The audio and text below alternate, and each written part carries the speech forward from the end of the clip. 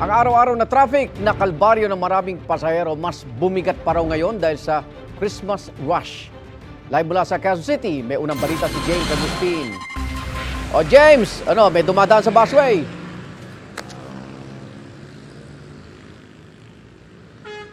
Gang, good morning. Wala tayo ngayon sa busway. Nandito ngayon tayo sa Commonwealth Avenue sa Quezon City at marami-rami na yung mga pasahero na naghihintay na masasakyan ngayong umaga. Kanina inikutan natin yung area ng Litex bago mag-alas 6 ng umaga at marami na mga pasahero doon.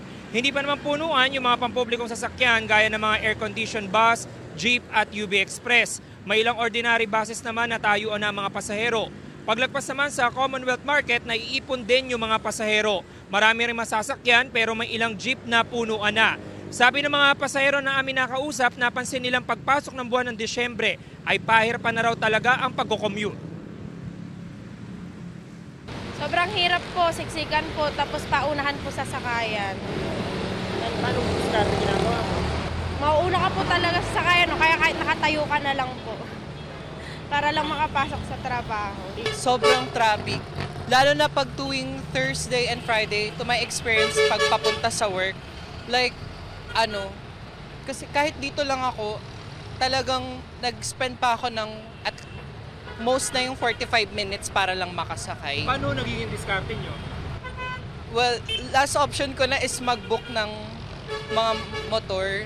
And wala, yun talaga. Diskarte ko na lang is magising ng maaga. Samantala, Igan, ito yung sitwasyon dito sa Commonwealth Market. Paglagpas lamang po ito nung palengke, marami-rami yung mga pasahero na naghihintay na masasakyan. Kung tutusin, nabawasan na yan kanina, mas marami pa. May mga tao naman ng MMDA na nagmamando dito. Kanina po ay nakakaranas ng pag-ambon dito sa lugar, pero ngayon naman ay mas maayos na yung lagay ng panahon. Silipin naman po natin yung lagay ng trapiko dito sa Commonwealth Avenue. Nakikita ng mga kapuso natin ay westbound lane.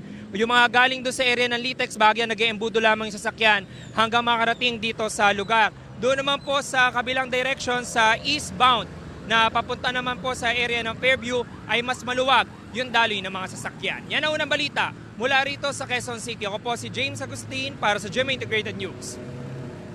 Igan, mauna ka sa mga balita, mag-subscribe na sa GMA Integrated News sa YouTube para sa iba't ibang ulat sa ating bansa.